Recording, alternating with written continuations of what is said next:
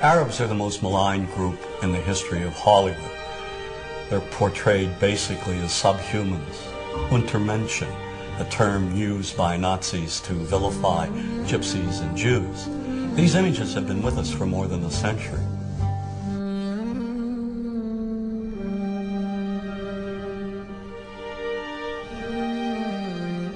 For 30 years, I've looked at how we, particularly when I say we, image makers, have projected Arabs on silver screens. In my latest book, Real Bad Arabs, How Hollywood Vilifies a People, I looked at more than 1,000 films. Films ranging from the earliest, most obscure days of Hollywood to today's biggest blockbuster. And what I tried to do is to make visible what too many of us seem not to see. A dangerously consistent pattern of hateful Arab stereotypes. Stereotypes that rob an entire people of their humanity. All aspects of our culture project the Arab as villain. That is a given. There is no deviation.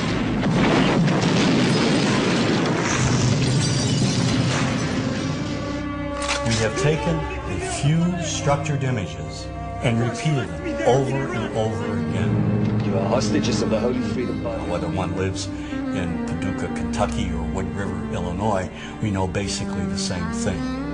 Listen to the sound, Jesus, of our God. We know the mythology, namely Hollywood's images of Arabs. Yesteryear's Arab land is today's Arab land. The Arab is one-dimensional caricature, cartoon cutouts used by filmmakers as stock villains and as comic relief. And so over and over we see Arabs in movies portrayed as buffoons, their only purpose being to deliver cheap laughs. You see this in the Joey Heatherton film, The Happy Hooker Goes to Washington. Every night I was forced to perform unspeakable acts with circumcised dogs. Oh, dogs are better than sheep. They're cleaner, I know, I've tried both. The stereotype has become so widespread that it's become invisible to people, and the reason being is that we've all grown up with these images. Just look at television.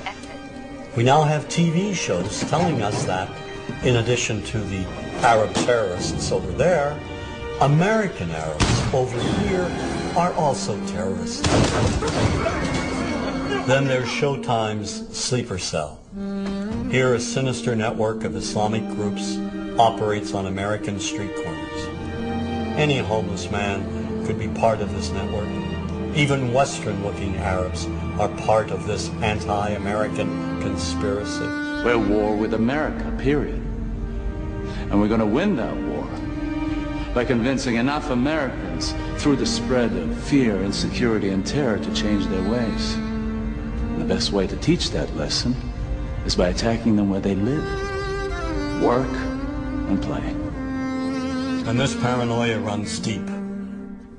So when innocent Arabs are killed, when they're bombed, maimed, wounded, when they're tortured in places like Abu Ghraib, is it really any surprise that we don't feel any compassion? Or worse, make light of it? This is no different than what happens at the Skull and Bones initiation, and we're going to ruin people's lives over it, and we're going to hamper our military effort. You ever heard of emotional release? You ever heard of need to blow some steam off?